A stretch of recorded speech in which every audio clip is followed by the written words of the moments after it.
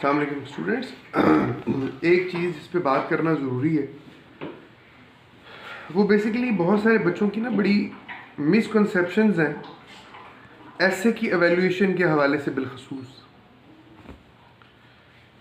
اور وہ یہ مسکنسیپشنز ہیں ان کی کہ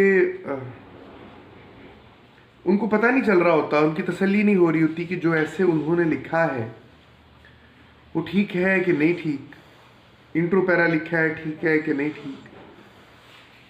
وہ پھر ہر ایسے جو میرے اسٹوڈنٹس ہیں میرے پاس آ رہے ہوتے ہیں, اس کو چیک کروانے کی کوشش کر رہے ہوتے ہیں. ظاہر ہے وہ اس کے لیے پے تو کر رہے ہوتے ہیں, لیکن اس کا یہ جس طرح سے میں پڑھاتا ہوں یہ اس کے مطابق نہیں ہے. میں اس بات کو کلیریفائی کرنا چاہ رہا ہوں. دیکھیے بات یہ ہے, سی ایس ایس کے اسٹوڈنٹ کے اندر ایک سیلف ایویلیویٹر جو ہے وہ پیدا ہونا بہت ضروری ہے.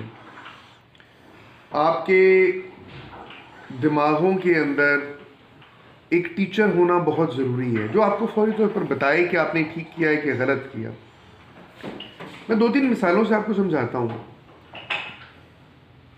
ایک سینٹینس ہے, میں بولتا ہوں, لکھا ہوا اپنا ہی سینٹینس پڑھتا ہوں, ہی گو ٹو اسکول کہیں میں نے لکھ دیا. تو کیا اس سینٹینس کو مجھے کسی ٹیچر کے پاس جانا چاہیے چیک کروانے کے لیے کہ ٹھیک ہے غلط ہے؟ مجھے اصول پتہ ہے, تو اس اصول کے تحت میں خود فیصلہ کر سکتا ہوں کہ میں نے جو سینٹینس لکھا ہے درست لکھا ہے کہ غلط لکھا ہے. اچھا, ایسے ہی فرض کریں کہ میں ڈرائنگ کر رہا ہوں. اب ڈرائنگ بنا رہا ہوں, میں ہاتھی بنا رہا ہوں. اب کیا ایک ہاتھی بنانے کے بعد مجھے سارا بیٹے اگر آپ شور نہ مچائیں تو مجھے بڑی سہولت ہو. یہ ہاتھی بنانے کے بعد کیا مجھے کسی ڈرائنگ کے ٹیچر کو دکھانا پڑے گا کہ ہاتھی ٹھیک بنا ہے کہ نہیں بنا؟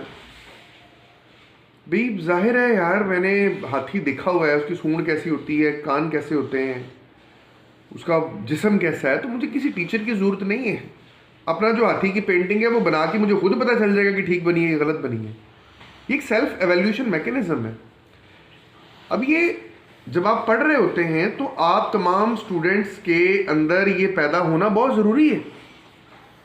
آپ کے اندر جب آپ نے ایسے کی تیاری کی, اگر آپ کو یہ اندر ایک ایویلیویشن کا میکینزم نہیں آیا جو آپ کو بتائے کہ آپ کی آؤٹ لائن ٹھیک بنی ہے کہ نہیں بنی, انٹرو ٹھیک بنا ہے کہ نہیں بنا, ڈیفینیشن پیرا صحیح ہے کہ نہیں, مین آرگومنٹ پیرا صحیح ہے کہ نہیں, کنکلوڈ آپ نے صحیح کیا ہے کہ نہیں, اگر یہ سیلف ایویلیویشن آپ کے اندر نہیں ہے تو آپ کبھی بھی کانفیڈنٹ نہیں ہوں گے, کبھی کانفیڈنٹ نہیں ہوں گے, اور گھبرائے پیپر کر رہے ہوں گے. میری بات یاد کر لیں, ایویلیویشن کسی استاد سے بہت ضروری ہے, لیکن اگر آپ ٹوٹلی ایویلیویشن پہ ڈپینڈنٹ ہو چکے ہیں, اگر آپ بالکل بھی کانفیڈنٹ نہیں ہیں, آپ کچھ ایسے لکھتے ہیں اور آپ اس کے بارے میں کوئی رائے نہیں قائم کر سکتے کہ ٹھیک ہے کہ غلط ہے, تو اس کا مطلب صرف ایک ہے, اور وہ یہ ہے کہ آپ نے سیکھا صحیح نہیں ہے.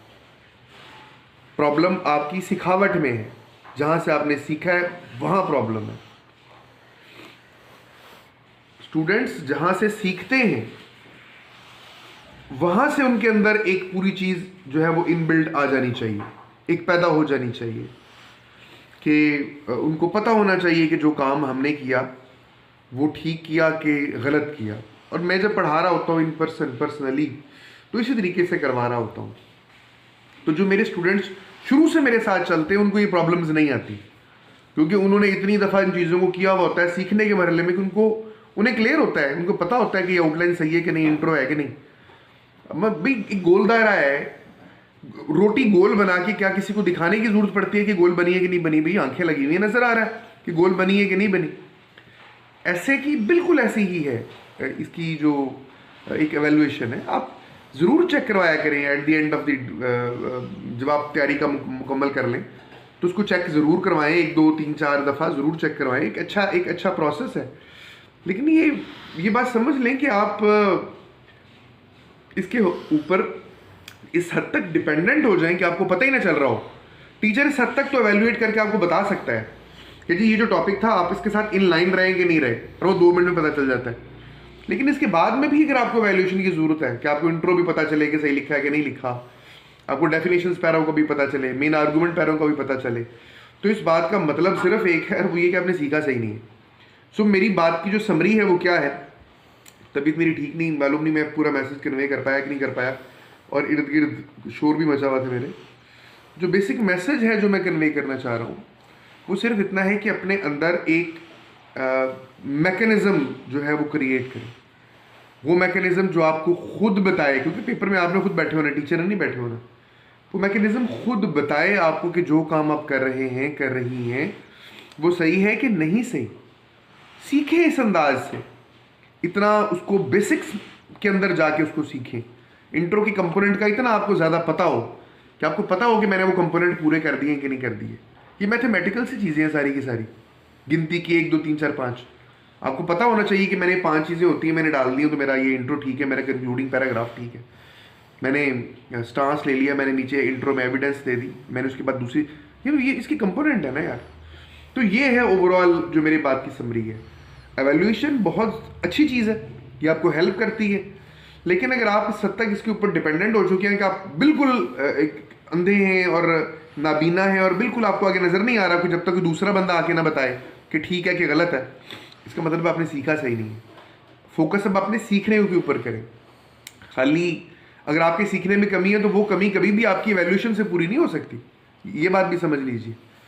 ایویلویشن کے ذریعے آپ کی جو لرننگ کے اندر ڈیفیشنسیز ہیں، آپ اس کو کبھی بھی اس کو میٹ نہیں کر سکتے، کبھی بھی اس کو آپ پورا نہیں کر سکتے.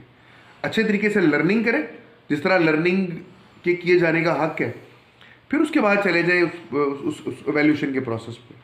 اور وہ آپ کو ایویلویٹ، بہت زیادہ ایویلویشن کی ضرورت نہیں رہے گی. چاول کا دیکھیں نا، پوری آپ نے چاول بنائے ہیں بریانی کی، تو 1 1 چمچ کھلا کے تھوڑی کسی کو دیکھیں گے کہ ٹھیک بنا ہے کہ نہیں بنا. وہ 1 2 چمچ سے ہی پتہ چل جائے گا کہ آپ کو بنانا آ گیا، بریانی کی نہیں آئی. وش یو بیسٹ آف لک. اللہ تعالیٰ آپ کے لیے آسانی فرمائے. السلام علیکم.